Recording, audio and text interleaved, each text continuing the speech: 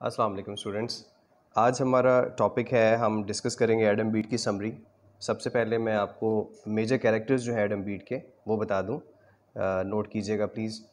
सबसे पहले beat family है। एडम बीट मेन कैरेक्टर है, इस नावल का हीरो है। उसका भाई है सेथ बीड, उसका फादर है थायस बीड, उसकी मदर है एलिज़ाबेथ बीड। और एडम बीड बचपन से एक लड़की को पसंद करता है, उसका नाम है हैटी सॉरल। और उसके पेरेंट्स की डेथ हो चुकी है, वो अपने अंकल और आंटी के पास रहती है, इधर ही इसी गांव के अंदर जहाँ पर ये सब लोग रहते हैं। हेस्लोप इसका नाम है इस गांव का। और उसके अंकल और आंटी का नाम मिस्टर एंड मिसेस पॉइजर है। और ये एक डेयरी मेड है, ये इनका एक छोटा सा फार्म हाउस है और खेतों में काम करती है। इसकी एक कज़न है डिना मॉरिस, वो एक मेथडिस्ट है। मेथडिज़म बेसिकली होता है कि मज़हब की तबलीग करना, ठीक है। तो ये चर्च में होती है आमतौर पे, मज़हब की तबलीग करती है। स्नोफील्ड में रहती है, एक दूसरा गांव है, एक डिफरेंट प्लेस पे है वो। कुछ दिनों के लिए इनके पास आती है यहाँ स्नोफील्ड, इधर हेज़लोप में। इसके अपने पेरेंट्स नहीं हैं। ये भी डिना की सॉरी हैटी सॉरल की कज़न है और इनके पास रहने के लिए आती है। इसके अलावा एक स्क्वायर डॉनीथॉर्न है, आर्थर डॉनीथॉर्न उसका बेटा है। डॉनीथॉर्न एस्टेट है, स्क्वायर डॉनीथॉर्न जो है वो उसका मालिक है। आर्थर उसका बेटा है, वो आर्मी में है। उसकी बाजू टूटी होती है, वो कुछ अरसे के लिए अपने घर आया होता है छुट्टियों पे। उसका एक गॉडफादर है मिस्टर एरविन। इसके अलावा इसी गांव के अंदर एक स्कूल मास्टर है बार्टल मैसे, जो कि एडम बीट का फ्रेंड भी है। अच्छा, ये कुछ कैरेक्टर्स ऐसे हैं जो बचपन से एक दूसरे के दोस्त हैं, जिनमें एडम बीड है, आर्थर डॉनिथॉन है, मिस्टर एरविन है, बार्टल मैसे है, हैटी सॉरल है। हैटी सॉरल 16-17 साल की एक लड़की होती है और एडम कोई 21-22 ईयर्स का लड़का है और बहुत ही एग्रेसिव, बहुत ही साइलेंट। शुरू से ही वो बचपन से ही हैटी सॉरल को बहुत पसंद करता है। कम गो है, ज़्यादा बात नहीं करता, इसलिए उसने कभी भी एक्सप्रेस नहीं किया, अपनी मोहब्बत का इजहार नहीं किया हैटी सॉरल से।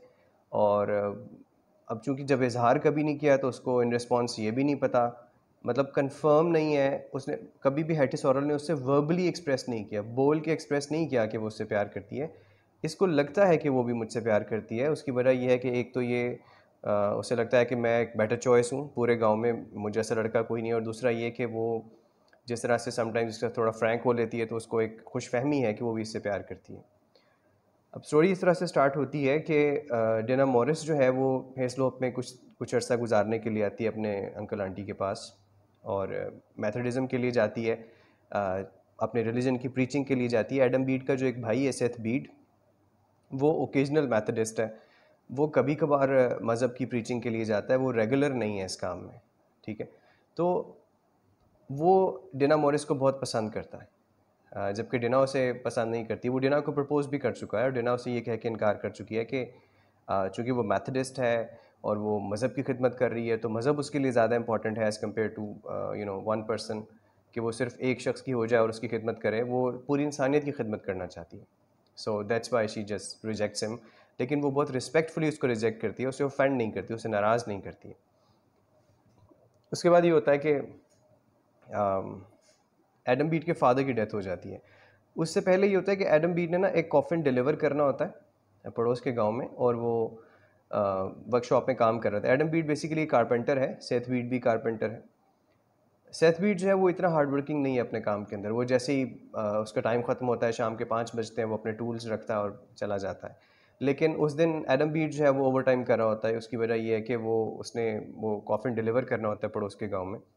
उस इस बात से काफ़ी नाराज़ भी होता है कि उसे सेथवीट को उसकी हेल्प करनी चाहिए थी। लेकिन सेथवीट जो है वो चला जाता है। अब बहुत गुस्से में होता है। काफ़ी देर गुजरने के बाद जब उसकी माँ को एहसास होता है कि एडम अभी घर नहीं आया, तो उसका खाना लेके जाती हैं और वो काफ़ी एग्रेशन शो करता है अपनी माँ को भी कि सेथवीट को रुकना चाहिए था। फिर उसकी माँ वापस चली जाती है। थोड़ी देर बाद ना दरवाजे पे दस्तक होती है वर्कशॉप के। तो एडम जाके बाहर देखता है, कोई भी शख्स मौजूद नहीं होता।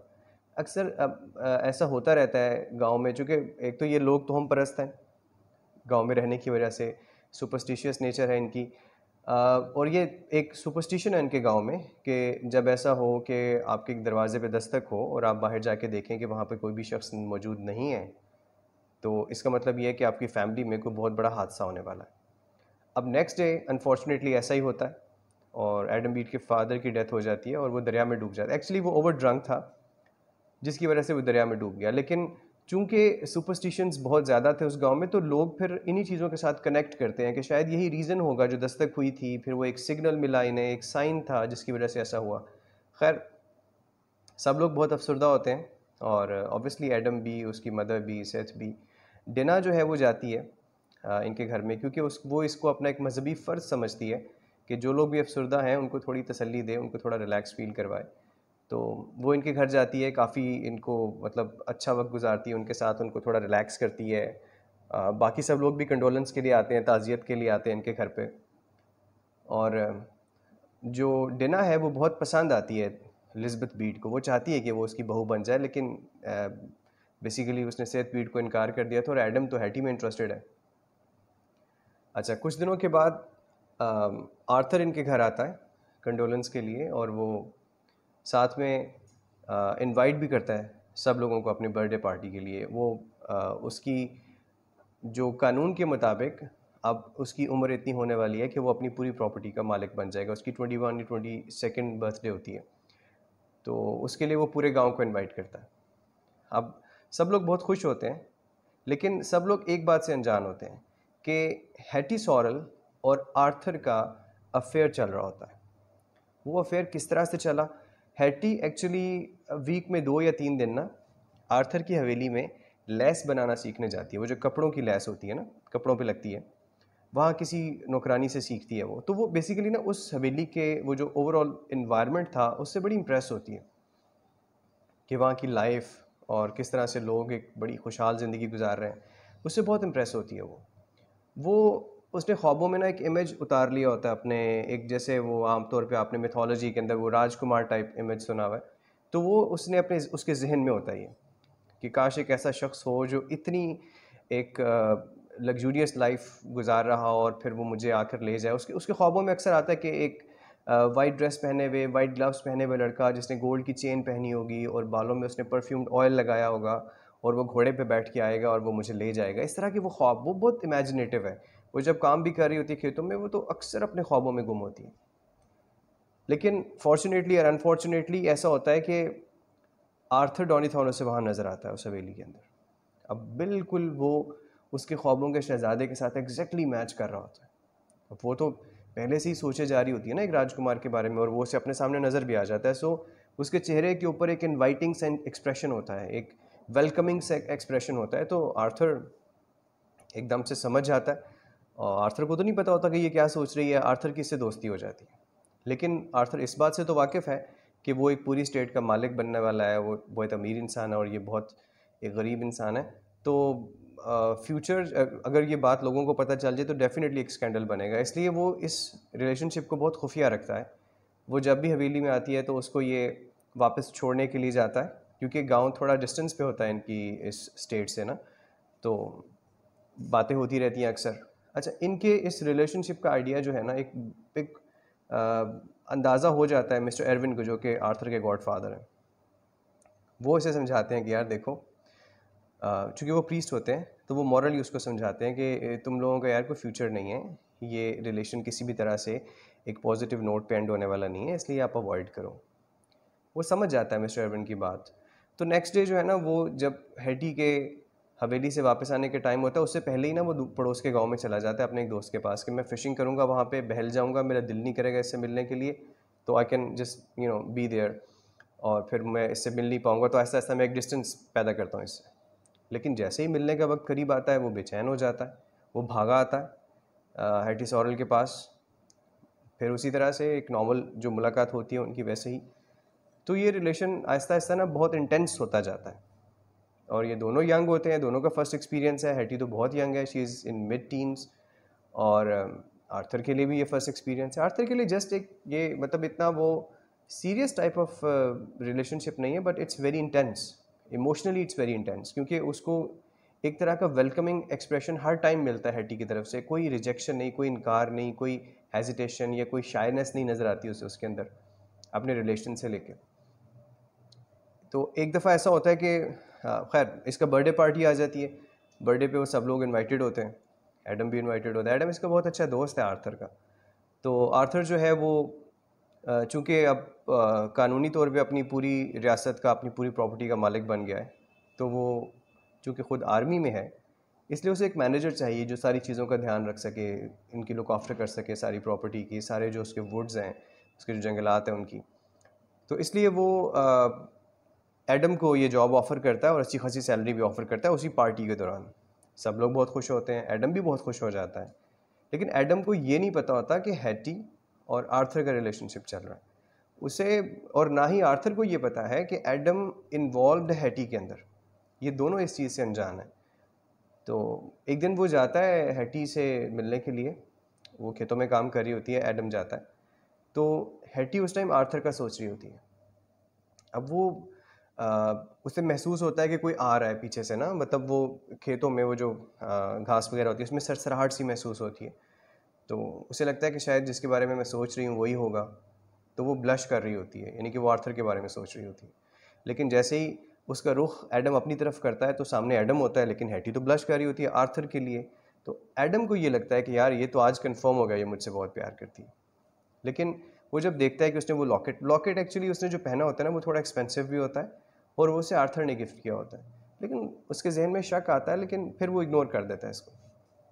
अब कुछ दिनों बाद ये होता है कि एडम ने एक और कॉफ़िन डिलीवर करना होता है पड़ोस के गांव में। तो वो डिलीवर करके वापस वो सोचता है कि वो शॉर्टकट लेता है वुड्स में से, जंगलात में से, वो वहाँ से शॉर्टकट लेके गांव पहुँचेगा। तो वो वहाँ से गुजर रहा होता है। तो जब डेंस थोड़े वुड्स आते हैं ना, जब थोड़ा घना जंगल सा होता है, तो उसे कुछ सरसराहट सी महसूस होती है। उसे लगता है कि यहाँ पे कोई है इन दरख्तों के दरमियान, इन झाड़ियों के दरमियान। वो जब करीब जाके देखता है तो हैटी और आर्थर होते हैं, और वो बहुत ही गैर अखलाकी सिचुएशन के अंदर होते हैं, और वो उसका खून खोलने लग जाता है एडम का ये देख के, क्योंकि वो एक्सपेक्ट नहीं कर रहा था कि इन दोनों के दरमियान ऐसा रिलेशनशिप हो सकता है। तो वो हैटी को कहता है कि तुम फ़ौरन ड्रेसअप हो और घर जाओ। हैटी चली जाती है। उसे यही लग रहा होता है कि हैटी को एक्सप्लॉइट कर रहा है जो आर्थर है, क्योंकि हैटी तो एडम से प्यार करती है, उसे ये लग रहा होता है। इसलिए वो जब बात करता है आर्थर से, तो आर्थर उससे बताता है कि वो बिल्कुल अनजान था, उसे नहीं पता था कि वो इन्वॉल्व है हैटी के अंदर। इसलिए वो अपोलोजाइज़ करता है, लेकिन उनके दरमियान, क्योंकि एडम बहुत गुस्से में होता है, इनके दरमियान बहुत झगड़ा हो जाता है। अब उसके अपोलोजाइज़ करने के बाद वो उसे मजबूर करता है कि तुम उसको लेटर लिखो और उसमें बताओ कि relationship is over and you know that's it. तो वो एक लेटर लिखता है उसको। अब हैटी घर में तो एक्सपेक्ट कर रही होती है कि जी वो अभी, उसे नहीं लग रहा होता कि झगड़ा हुआ होगा इनके दरमियान, ये सिचुएशन इतनी इंटेंस हुई होगी। लेकिन जब एडम वो लेटर उसके पास लेके पहुंचता है तो पता चलता है ओहो हो, ये तो सब कुछ ख़त्म हो गया। हैटी के लिए तो ऐसे ही जैसे उसकी दुनिया ही उजड़ गई, क्योंकि उसको तो जन्नत मिली हुई थी, उसको तो वही शख्स मिला हुआ था जो उसने एक्सपेक्ट किया था, जो चाहा था अपनी ज़िंदगी में। तो उसका तो बहुत बुरी तरह से दिल टूटता है। एक्चुअली उसको आर्थर से इतना प्यार नहीं था जितना उसकी पोजीशन से था। वो जो वो लग्जरीज़ के जो ड्रीम्स थे, वो जो एक कंफर्टेबल लाइफ के जो उसकी विशेस थी, वो सारी पूरी होने वाली थी। तो अब उसके लिए उसे ऐसे ही लगा जैसे सब कुछ हाथ में था और फिर छिन गया उससे। लेकिन खैर, अब वो क्या रिएक्ट करे। कुछ अर्से बाद एडम उसे प्रपोज़ करता है और वो एक्सेप्ट कर लेती है, क्योंकि उसके पास और कोई चॉइस नहीं है। लेकिन कुछ ही दिनों में उसे पता चलता है that she is pregnant, she is going to be a mother. अब ये उसे एक होप मिलती है कि अगर ये न्यूज़ मैं आर्थर को दूंगी जाके, तो आर्थर डेफिनेटली मुझे एक्सेप्ट कर लेगा, because he is the father of this baby. तो वो इस उम्मीद से कि आर्थर उसे एक्सेप्ट कर लेगा, वो घर में झूठ बोल के कि वो अपनी कज़न डिना के पास जा रही है स्नोफील्ड में, और उसके पास जितने थोड़े बहुत पैसे होते हैं वो जमा करती है और निकल पड़ती है। उसे इधर उधर से इन्फॉर्मेशन लेती है कि आर्थर इस वक्त किस इलाके में होगा। आर्थर की रेजिमेंट बेसिकली, क्योंकि वो आर्मी में है, उसकी रेजिमेंट जो है वो विंडसर में होती है। विंडसर एक प्लेस है जो काफ़ी दूर है उनके गाँव से। तो हैटी को बहुत बहुत टाइम लग जाता है। उसके पास इतने पैसे नहीं होते कि वो सारा ट्रैवल कैरेज पे करे, क्योंकि उस टाइम पे गाड़ियाँ तो होती नहीं थी, कैरेज भी करना पड़ता था। उसके पास बहुत थोड़े पैसे होते हैं, तो वो बमुश्किल वहाँ पहुँचती है। आधे से ज़्यादा सफ़र वो पैदल करती है, उससे ज़्यादा फिर वो कैरेज पे। फिर आहिस्ता आहिस्ता उसकी प्रेगनेंसी अपीयर होने लग जाती है। लोग उसको अजीब नज़रों से देखते हैं कि इसके हाथ में मैरिज रिंग नहीं है और ये माँ बनने वाली है। तो ये जो सारी चीज़ें उसके लिए बहुत तकलीफ़देह होती हैं, लेकिन ये एक होप कि जब वो आर्थर के पास पहुँचेगी सब चीज़ें ठीक हो जाएंगी, इस उम्मीद से वो जाए जाती है। इस जर्नी को जो राइटर है जॉर्ज एलियट, वो जर्नी इन होप कहती है। ठीक है। लेकिन फाइनली जब वो विंडसर पहुंचती है तो अनफॉर्चुनेटली उसे एक न्यूज़ मिलती है वहाँ पर जाके कि आर्थर की जो रेजिमेंट है वो यहाँ से ट्रांसफ़र हो चुकी है और वो आयरलैंड जा चुका है। ये उसके लिए एक बहुत शॉकिंग न्यूज़ होती है, क्योंकि अब वो प्रेगनेंसी उसकी बिल्कुल पीक पे होती है। फिर वो सोचती है कि अब वो अपनी कज़न डिना के पास चली जाती है कि वो वहाँ पे थोड़ी बहुत उसको हेल्प आउट कर देगी वो कुछ ना कुछ, क्योंकि अब वो इतना अर्सा हो गया घर से निकले हुए, घर वाले तो इसको एक्सेप्ट करने वाले नहीं है अब, और फिर इस हालत में।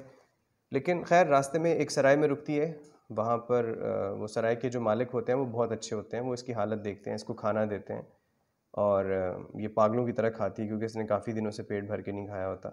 और फिर रात को इसके बेटे की पैदाइश होती है और सुबह बहुत जल्दी जल्दी वहाँ से निकल आती है, क्योंकि उसे लगता है कि अगर इन्होंने पैसे मांग लिए मुझसे, रेंट मांग लिया यहाँ का रहने का, तो इसके पास तो कोई पैसे नहीं है। तो वहाँ से निकल आती है। रास्ते में सोचती है कि अब वो इस बच्चे का क्या करेगी, क्योंकि इसके पास ना तो कोई फ्यूचर है ना कोई पैसे हैं, कि कैसे परवरिश करेगी इसकी। कि लेकिन वो अनफॉर्चुनेटली उसके बच्चे की डेथ हो जाती है। वो उसको ना एक घड़े में दफन करके आगे चली जाती है, लेकिन फिर वही वो जो एक तरह से वो उसके ख्याल उसको हॉन्ट करते हैं अपने बच्चे के, वापस आती है। तो वहाँ लोग देखते हैं कि दोबारा से अपने बच्चे को निकाला और वहाँ से पुलिस और लोग इकट्ठे हो जाते हैं, इसको फिर अरेस्ट कर लिया जाता है चाइल्ड मर्डर केस के अंदर। तो ये सब बातें जब इसके गांव में पता चलती हैं तो वो लोग जो हैं इसके पास फाइनली पहुंचते हैं। एडम आता है, बार्टल मेसे है, डिना मोरिस आ जाती है। वो सब लोग बहुत परेशान होते हैं कि ये सब क्या हो गया।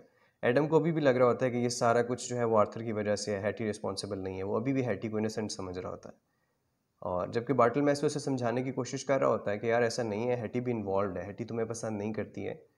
अगर उसमें इन्वॉल्व थी तो वो यहाँ तक आई है ना, वरना तो बगैर किसी कमिटमेंट के वो यहाँ तक कैसे आ सकती थी। तो आहिस्ता आहिस्ता फाइनली एडम इस चीज़ को रियलाइज़ कर लेता है कि हाँ वाकई ऐसा है। तो फिर एकदम से वो जो उसके दिल पे खुमार चढ़ा होता है हैटी का, वो उतर जाता है। और दूसरी तरफ कोर्ट कोशिश कर रही होती है कि हैटी कन्फेस करे अपने सिन को या सिचुएशन को डिस्क्राइब करे, लेकिन हैटी खामोश होती है। इवन डिना भी पर्सनली कोशिश कर रही होती है, जिस तरह क्रिश्चियनिटी में होता है कि वो कन्फेस कर ले ताकि उसकी सोल सेव हो सके। तो वो कोशिश करती है डिना पूरी, लेकिन अभी तक तो नाकाम होती है। फाइनली हैटी को सजाए मौत अनाउंस हो जाती है। और अब ये सारी जो भी सिचुएशन चल रही होती है ना, इस सारी सिचुएशन को लेटर्स की फॉर्म में मिस्टर एरविन जो हैं वो आर्थर को इन्फॉर्म कर रहे होते हैं, लेकिन अनफॉर्चुनेटली आर्थर घर पे नहीं होता। ये सारे लेटर्स वहाँ जमा हो रहे होते हैं, उसको नहीं मिले होते अभी तक। लेकिन फाइनली जब उसे सजाए मौत होती है तो वो ये लेटर उससे मिल जाता है, तो वो वहाँ से निकलता है। फिर इस दौरान जो लास्ट नाइट होती है उसकी सजाए मौत से पहले, उस रात फिर हैटी कन्फेस करती है और डिना को बताती है कि उसने अपने बेटे को नहीं मारा, वो मर गया, वो उसे मारना नहीं चाहती थी या उसका ऐसा इंटेंशन नहीं था। लेकिन उसे यह था कि कोई अमीर इंसान उसे ले जाए, उसकी परवरिश करे, क्योंकि इस हालत में वो उसको कैसे एक अच्छा फ्यूचर दे सकती है। फिर उसके बाद उसने उससे कहा कि एडम से कह देना कि मुझे माफ़ कर दे अगर वो कर सकता है तो, क्योंकि उसके साथ मैंने बहुत ज़्यादती की, उसे कभी भी मैंने ठीक से खुल के नहीं बताया कि वो मुझे पसंद नहीं है। और साथ में उसने ये भी कहा कि आर्थर से कहना कि अगर वो मुझे माफ़ कर सकता है तो कर दे। सॉरी, उसने आर्थर के लिए कहा कि मैंने बहुत कोशिश की उसे माफ़ करने की, लेकिन मैं उसे माफ़ नहीं कर सकी। उसकी जो भी उसने ज़्यादतियाँ की इसके साथ या इसको इस हालत तक ले पहुँचा दिया। अब अगरचे इसका अपना भी कसूर था। तो खैर उसके बाद होता ये है कि नेक्स्ट डे आर्थर आ जाता है, उसकी सज़ाए मौत जो है वो कन्वर्ट हो जाती है इनटू लाइफ लॉन्ग इम्प्रिजनमेंट। सज़ाए वो एक उम्र कैद में कन्वर्ट हो जाती है और इसको वहाँ से आयरलैंड भेज दिया जाता है। वहाँ से फिर वापसी पे जो है उसकी फिर नेचुरल डेथ हो जाती है हैटी की। अब इसी दौरान जिस दौरान ये सारा टाइम गुजारा एडम ने, डिना ने, बार्टल में से ये सब लोग जब इकट्ठे थे हैटी की इस ट्रायल के दौरान, तो एडम जो था वो उसे अंदाज़ा हुआ कि एक्चुअली डिना में वो तमाम खसूसियात हैं जो उसे पसंद हैं।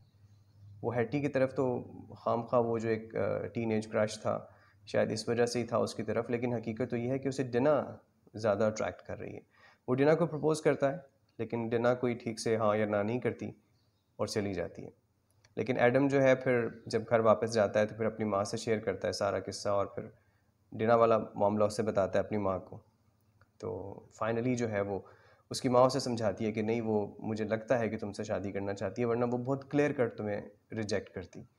तो एडम को भी लगता है, वो थोड़ा होपफुल होता है, तो इसलिए वो पहुंच जाता है। नेक्स्ट डे जो है संडे होता है, स्नोफील्ड चला जाता है, तो डिना जो है वो वर्शिप से, प्रेयर से वापस आ रही होती है, तो वापसी पे उसको साथ लेता है और घर आ जाता है और शादी कर लेते हैं और बहुत जल्दी वक्त गुजरता है, उनके बच्चे हो जाते हैं और सब लोग हंसी खुशी रह रहे होते हैं। तो इस तरह से ये नावल ख़त्म हो जाता है। इसके क्वेश्चंस हम जो हैं वो होपफुली क्लासेस हमारी स्टार्ट होनी है, नया सेशन ये मैंने पिक्चर में दिया हुआ है कि कब हमारा नया सेशन स्टार्ट हो रहा है, तो आप उसको ज्वाइन करें इंशाल्लाह। उसमें हम क्वेश्चंस को डिस्कस करेंगे और MA पार्ट 1 के टोटल 36 क्वेश्चंस हैं टोटल, और 100% गारंटी है उनमें से एक क्वेश्चन भी बाहर आएगा तो मैं रिस्पॉन्सिबल हूँ। लेकिन अगर वो क्वेश्चंस लिखने के बाद, पढ़ने के बाद आप वहाँ पे सॉर्ट आउट नहीं कर सकते, उनको लिख नहीं पाते, फिर आप रिस्पॉन्सिबल हैं। तो कोशिश कीजिए आप हमारा सेशन ज्वाइन कीजिए। मैंने पिक्चर में बताया हुआ है, अपने इधर जो थंबनेल होगा यूट्यूब का उस पर लिखा हुआ है कि कब से हमारा सेशन स्टार्ट हो रहा है।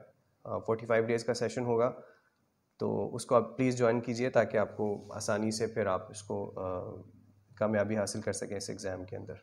Take care.